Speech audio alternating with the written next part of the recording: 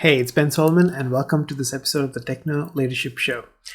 In this episode, we are going to be talking about the common misconception that technology is an operational expense. Now, if you're a CFO or CEO who's come from a background of, being in finance, accounting, operations, you might be thinking, what the heck are you talking about? And this is my viewpoint, something that I've come up with after almost 2 decades working in the technology industry and coming from an engineering background and having experience in the entrepreneurial side as well. If this discussion was happening 20 or 30 years ago in the 80s, 90s, early 2000s, IT and technology and engineering, hardware, everything that was put into businesses were operational efficiencies, which then counted as operational expenses. We're looking at getting efficiencies everywhere in the business, and it worked out fine. But as we go into the 2020s and further, we're going into an era in business where we're fully technology driven. Every aspect of our lives is technology driven. We carry these things with us that are stronger than the computers that I first started on. These things have probably 100 or maybe more times this power at our fingertips. Almost every business has the potential to make the most of this in innovations. So if you've got a technology or engineering team in-house, you need to be looking at it as a potential for innovation. You have an opportunity to fund them well and open up your opportunity to thrive in the industry that you're in, industry that you're serving, whether that's education, whether that's accounting, whether that's whatever industry you're in. Utilizing technology, utilizing your technology and engineering teams in-house and looking at them as the people who need to lead innovation is something that's going to be a benefit to you. Imagine, let's just go with accounting practices, for example. I have 2 accounting practices. One accounting practice has been in business for 30, 40, whatever years. And they do it all the manual way.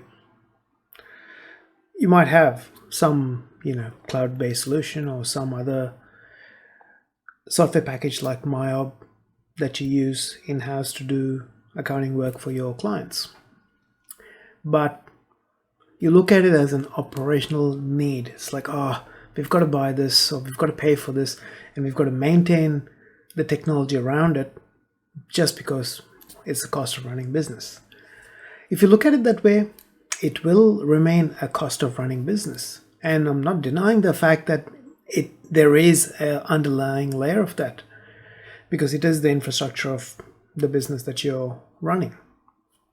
But when you start to look beyond that and start looking at it as a potential for innovation and how your business operates, but also how you affect your clients who are all on mobile devices and on technology services on the web, you want to be able to not just reach them where they are, but also serve them where they would get the most benefit out of. So if you look into a newer accountancy practice, for example, the one that started recently, they might have started with the stack of technology that is out there right now. And I'm not saying it's an easy task moving from what you have to what's out there. There's a significant amount of investment and work that needs to be done.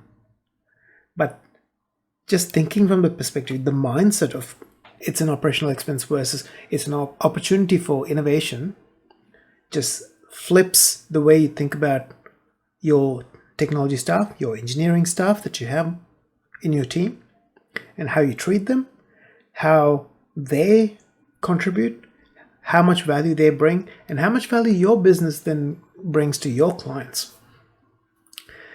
So stepping out of that and looking at the business that potentially starting today, they'd be looking at it going from the point of view of what makes it easiest for our clients to do their taxes, do their books, whatever other services are offered. How can we be at their fingertips when they need us? So based on that, you start looking at innovative opportunities to maybe have your own app out there. You might have a cloud-based solution that connects with your clients, gets the right information data that allows you to be able to do your accounting and bookkeeping work a lot more effectively and efficiently. And then it gives you the opportunity to have some sort of a interactive portal where you can advise your clients on a more valuable level, and a level that they log in, they have a look, and they look at something, a content piece that you've created for them that they find beneficial. So it's not just a transactional thing of, oh yeah, these guys do my accounts, but rather, they actually add value to my business. They help me see my finances in a way that I can then innovate in my own business. And look at them, they're doing things that are innovative. Maybe I should go to them for advice on how can I bring that kind of level of innovation into my business. So you then start to become, in some sense, a trusted expert for your clients. And that's the kind of position that you want to be, no matter what industry you're in. Because today, unlike any time in history, there's enough competition out there for almost everything. You want to go to a dentist, there's probably hundreds of dentists around you, unless you're living in a tiny town with one dentist and one pub and one whatever else, doctor's practice. If you're in a location that has more than a few thousand people, you're competing with a lot of people. So you'd want to stand out and utilize your technology stack as a potential for innovation. And especially in a climate where there are other people, other businesses around you not doing that, you have the opportunity to stand out. And that means the mindset of technology and engineering is an operational expense, needs to go. The time for that is gone. It was an operational expense back 90s, 2000s, and to an extent maybe early 2010s. But today, it's no longer a operational expense. It is a base requirement. It's like having a building or having, in a house, having electricity and water.